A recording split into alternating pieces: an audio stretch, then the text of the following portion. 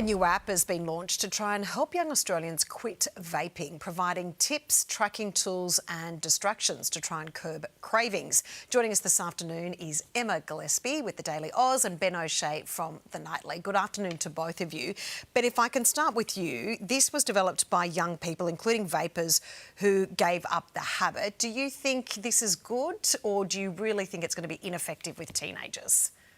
Yeah, well, look, the app's called Pave, which is an anagram for vape. I totally didn't just figure that out myself a second ago.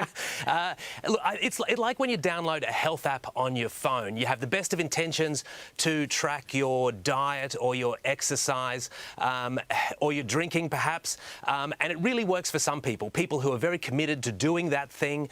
But if you don't like to exercise, then there's no app in the world that's going to get you off the couch. And I think it's probably the same with this. I think it'll be a really useful tool for kids that are desperate to quit and just need that extra little bit of motivation and tracking. But for the majority of kids who probably don't see vaping as a problem because they're kids, I don't know if a vape is going to solve that problem. But ultimately, as we've said before, anything that helps the health battle against vaping is a good thing in my book.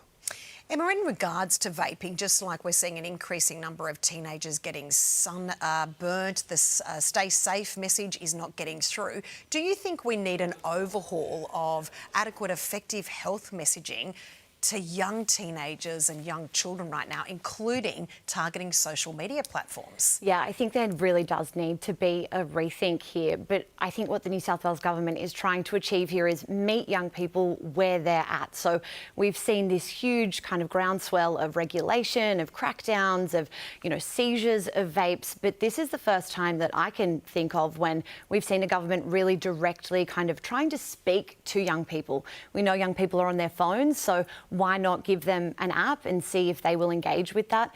We've got a nicotine generation, this generation of young people addicted to nicotine. But something anecdotally that I'm seeing that's really concerning is this kind of reversion to traditional cigarettes. In the last few weeks alone, just on the streets of Sydney, I have seen dozens and dozens of young people smoking again, smoking cigarettes again. I can't remember seeing so many young people smoking cigarettes in years.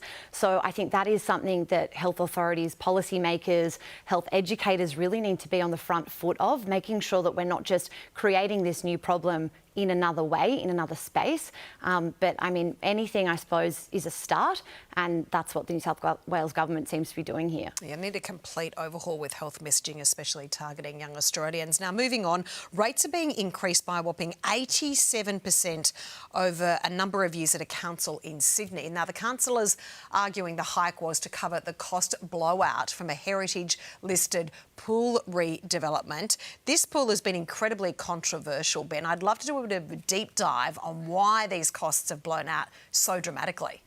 Yeah, well, firstly, the question that I've got is how are the existing rates only about $800 a year? Mine are double that. Yes.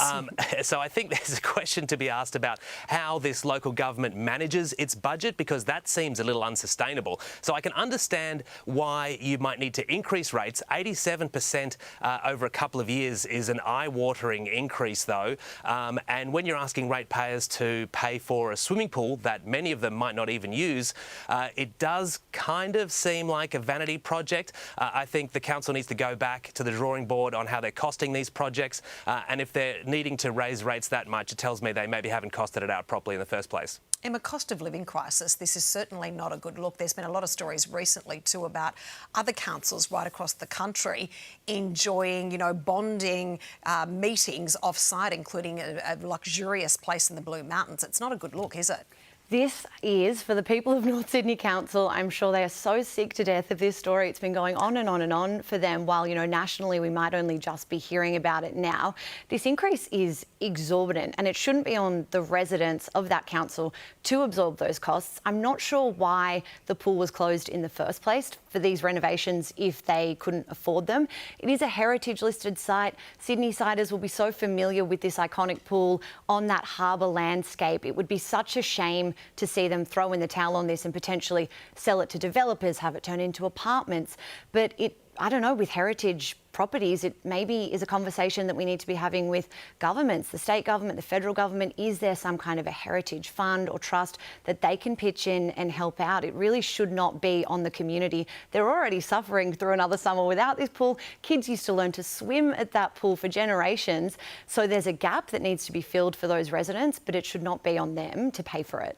And guys, talking about the cost of living crisis, a survey of around 1,000 parents has found more than half say it is now too expensive to order from their children's school canteen.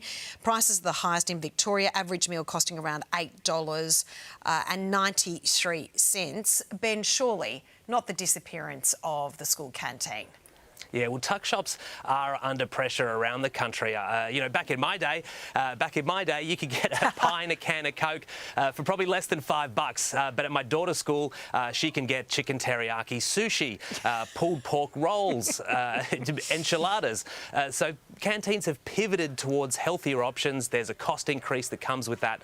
But I think everybody would agree that in the cost of living crisis, we have to do something, whether that's state or federal governments stepping in to subsidise the costs, because canteens also play an important role when it comes to food insecurity for families that are doing it tough at the moment. So cheap canteen food helps those families. But also the volunteer model is collapsing in schools around the country. So there's challenges from a lot of different directions at the school canteen. And, geez, it'd be a shame if we lost this wonderful part of our Australian society. Bring back the chalky milk and the hash brown, I say. Yeah, exactly. And Ben makes a great point also, just wrapping up this afternoon, the dropout in volunteer rates. You know, it's very, very hard to get the staff now, volunteer staff for the local canteens. Emma and Ben, thanks so much for joining us this afternoon. Thank you. Thanks, Taj.